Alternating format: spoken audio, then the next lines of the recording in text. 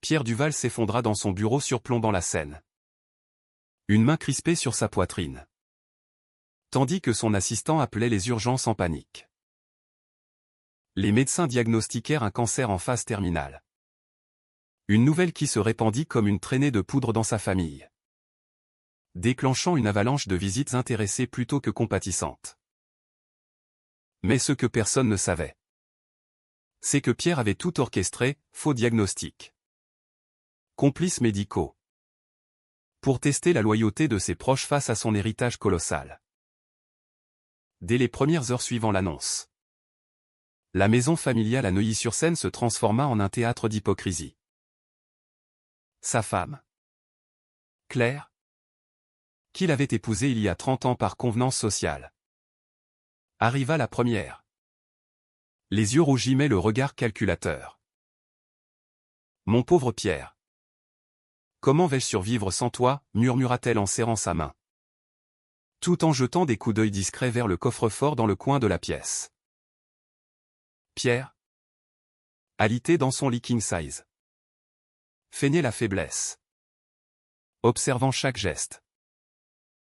Il avait bâti son empire immobilier depuis rien, accumulant des millions en achetant et revendant des propriétés haussmanniennes à Paris.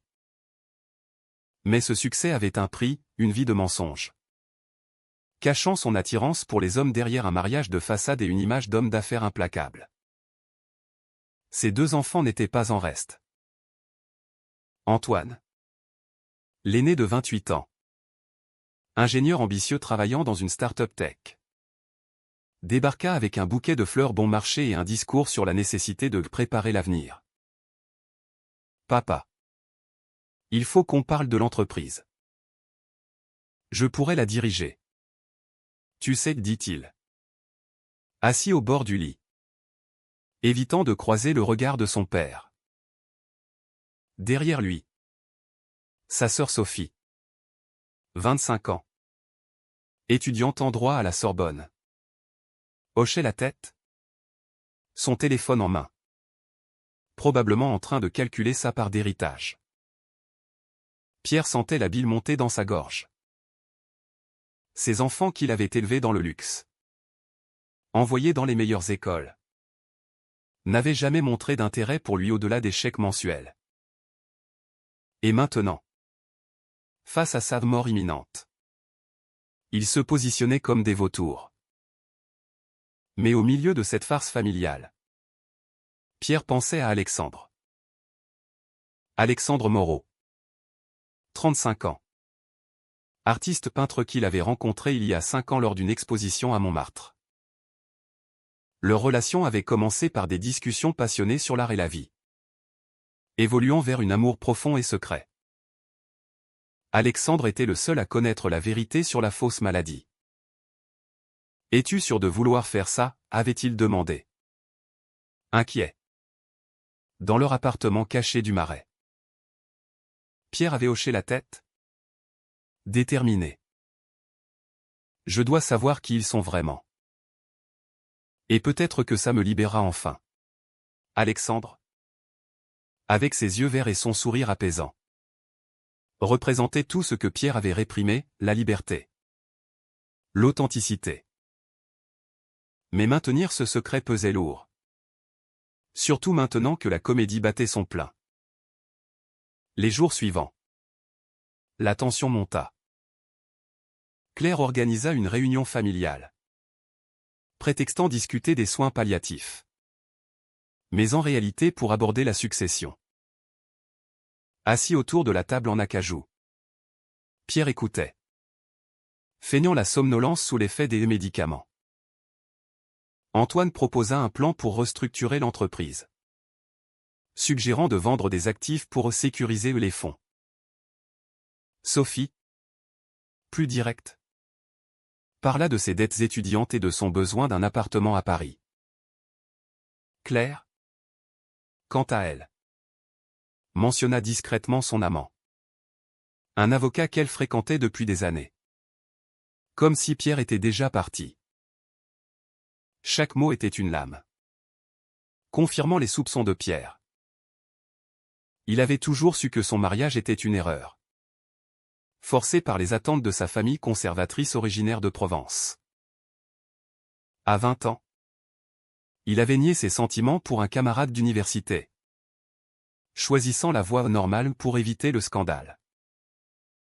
Pourtant, cette épreuve le forçait à affronter ses propres démons. Allongé seul la nuit, Pierre repensait à son adolescence. Au regard volé dans les vestiaires du lycée. À la peur viscérale d'être découvert.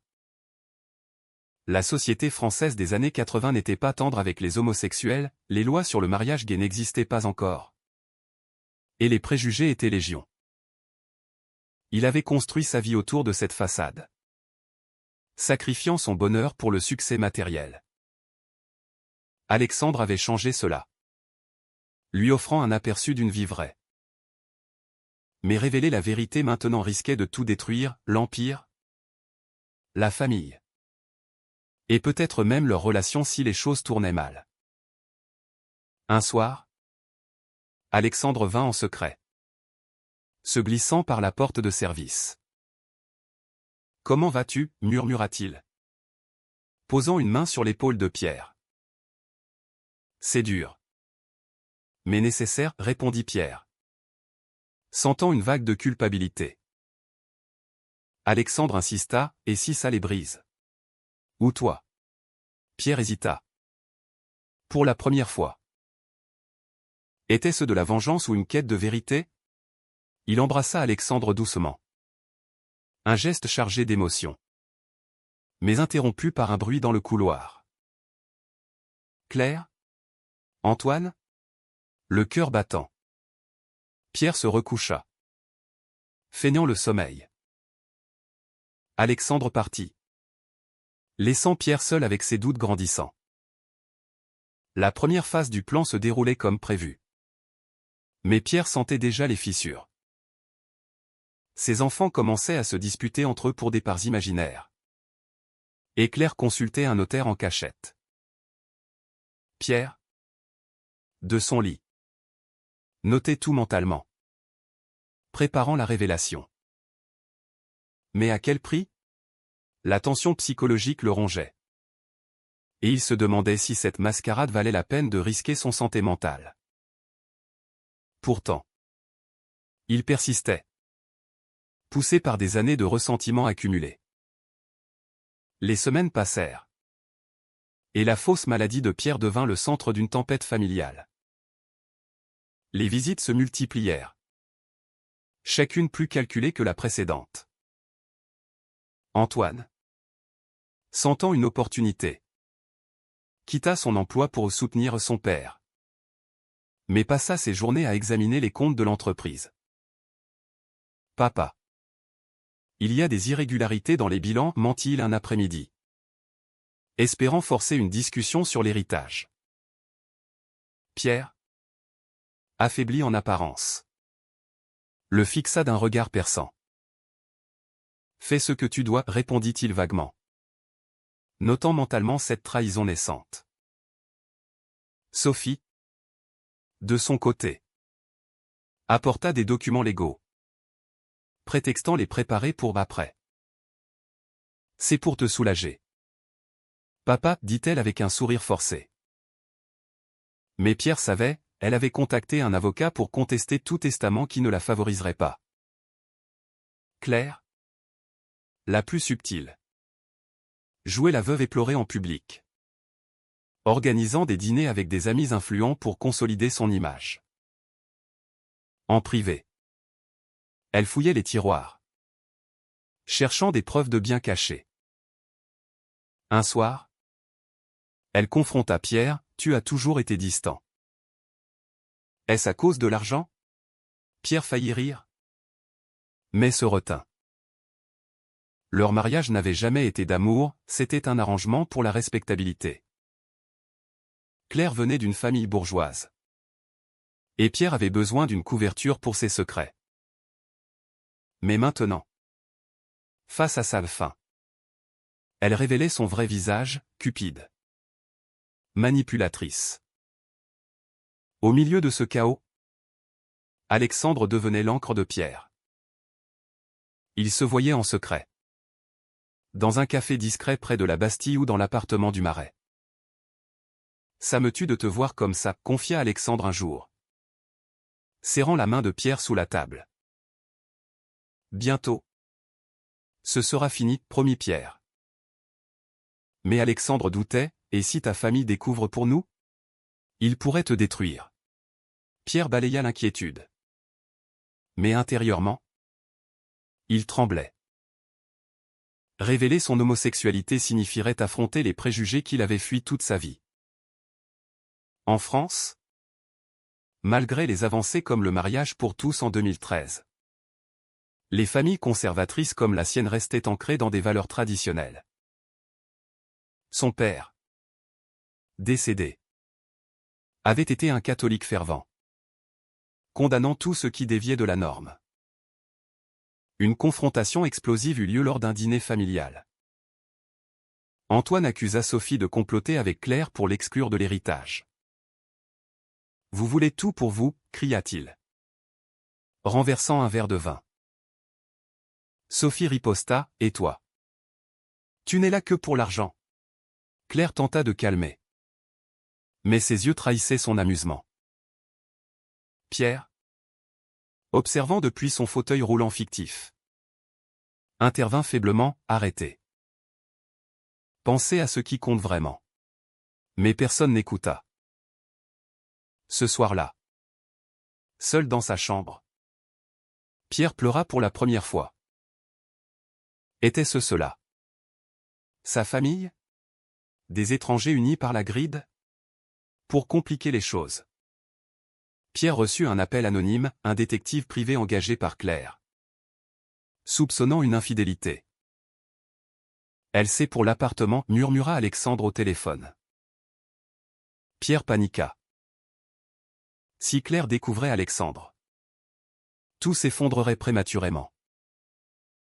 Il décida d'accélérer le plan. Il simula une aggravation, appelant un médecin complice pour annoncer que ses jours étaient comptés. La famille réagit comme prévu, Antoine proposa de signer des procurations immédiates. Sophie pleura pour la forme. Claire parla de funérailles grandioses. Mais le vrai choc vint quand Pierre surprit une conversation entre Antoine et un ami au téléphone, une fois qu'il sera parti. « Je vends tout. Ce vieux a gâché ma vie avec ses exigences. » Pierre sentit une rage froide. Il avait sacrifié tant pour eux, des heures interminables au travail, ignorant ses propres désirs. Alexandre, sentant sa détresse, vint cette nuit-là. Laisse tomber. Pierre. Viens vivre avec moi.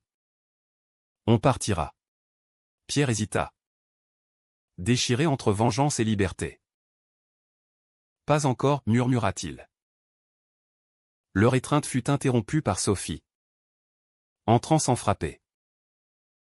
Elle vit Alexandre, mais pas assez pour comprendre. « Qui est-ce » demanda-t-elle suspicieuse. « Un ami » mentit Pierre. Sophie partit, mais le doute était semé. La pression montait, forçant Pierre à questionner ses choix. Était-il juste de manipuler ainsi? Ou était-ce la seule façon de briser le cycle de mensonges? Alexandre, loyal mais blessé, commençait à s'éloigner, craignant d'être le bouc émissaire. Pierre réalisait le prix, non seulement sa famille, mais peut-être l'amour de sa vie. Le point de non-retour approchait. Pierre, feignant une faiblesse extrême, convoqua un notaire pour mettre à jour son testament. La famille se rassembla dans le salon, l'air tendu. Antoine, impatient, demanda « Qu'est-ce qui change ?» Papa.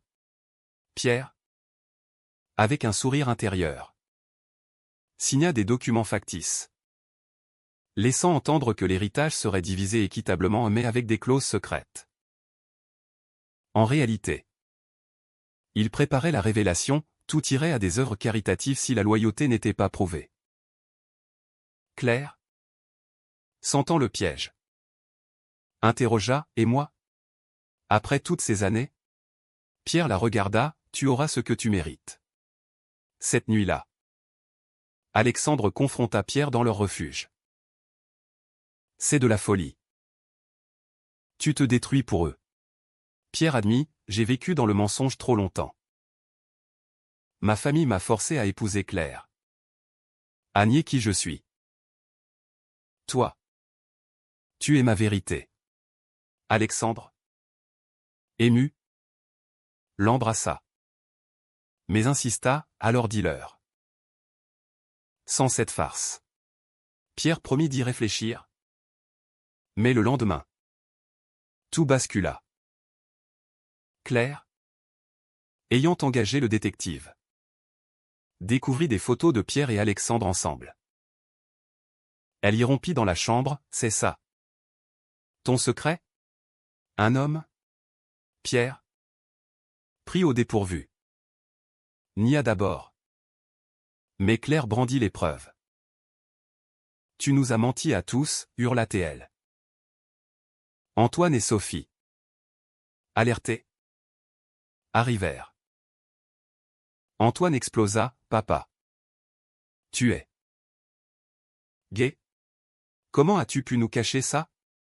Sophie, choquée, murmura, c'est pour ça que tu étais distant?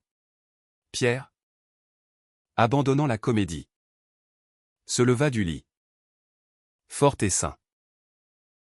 Oui. Je suis gay. Et la maladie? Une invention pour voir vos vrais visages. Le chaos s'ensuivit. Claire cria au scandale, menaçant de tout révéler à la presse. Tu as ruiné ma vie pour un caprice. Antoine, furieux, accusa, tu nous as manipulés. Et l'héritage? Sophie, en larmes, se sentit trahie, on t'aimait. Papa. Pourquoi tester comme ça? Pierre, calme mais brisé intérieurement, expliqua, parce que vous n'avez jamais vu au-delà de l'argent. J'ai sacrifié mon identité pour vous. Pour la société. Les préjugés m'ont forcé à me cacher. La dispute dégénéra, Antoine partit en claquant la porte, jurant de contester tout. Sophie pleura sur le canapé. Claire appela son avocat. Alexandre arriva, appelé par Pierre. Face à la famille, il se tint aux côtés de Pierre. C'est lui, l'homme que j'aime, déclara Pierre.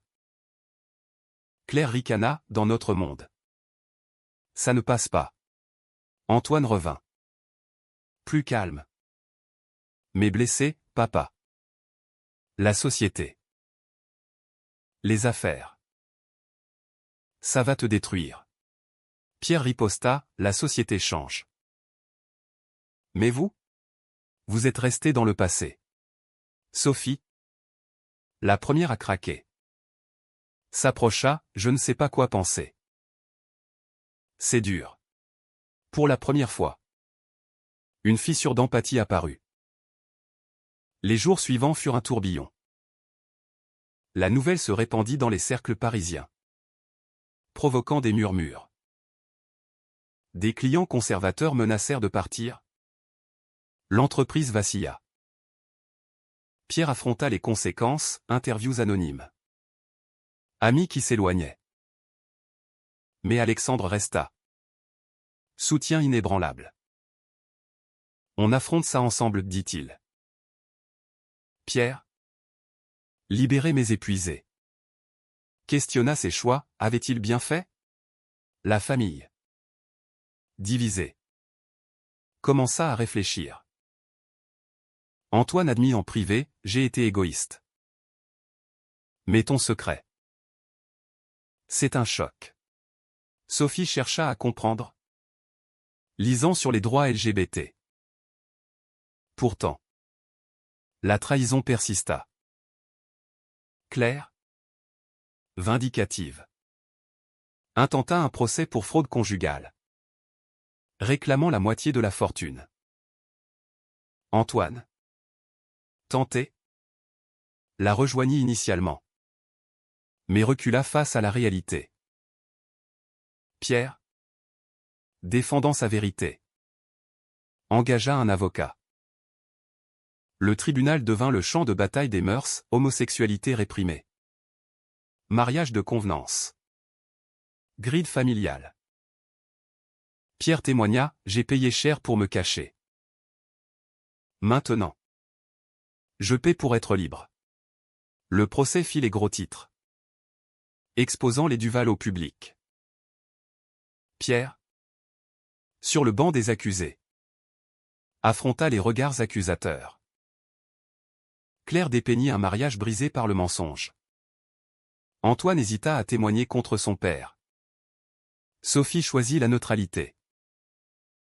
Mais Pierre, avec Alexandre à ses côtés hors salle, révéla tout, les pressions sociétales. L'amour refoulé. La mascarade pour tester la loyauté. J'ai commis des erreurs, admit-il. Mais elles venaient d'une vie de peur. Le juge, progressiste, pencha pour une médiation. Mais le dommage était fait. Post-procès. La famille se fractura davantage. Claire obtint une somme substantielle et partit, coupant les ponts. Antoine, rongé par la culpabilité, quitta Paris pour réfléchir. Envoyant des messages sporadiques, je comprends mieux maintenant. Sophie, la plus touchée, vint voir Pierre. Papa, j'ai eu tort de ne voir que l'argent. Mais ton secret. Pourquoi pas nous dire plus tôt? Pierre répondit, la peur de vous perdre. Leur relation se répara lentement. Via des discussions honnêtes sur l'identité. Les préjugés. Pierre et Alexandre, enfin libres, s'installèrent ensemble dans une maison à la campagne, près de Fontainebleau. L'entreprise survécut, grâce à des partenaires modernes. Pierre donna à des associations LGBT, transformant sa douleur en action. Mais le prix fut élevé, amis perdus, réputation entachée, santé mentale ébranlée. Alexandre, pilier, l'aida à guérir. On a gagné notre vérité, dit-il un soir, sous les étoiles. Pourtant, Pierre se questionnait encore. Avait-il raison de manipuler pour révéler la vérité? Ou la franchise dès le début aurait-elle évité le chaos? La société française, en évolution, offrait espoir. Mais les cicatrices familiales persistaient. Était-il juste de tester la loyauté par la tromperie? Ou la vérité brute est-elle toujours la meilleure voie?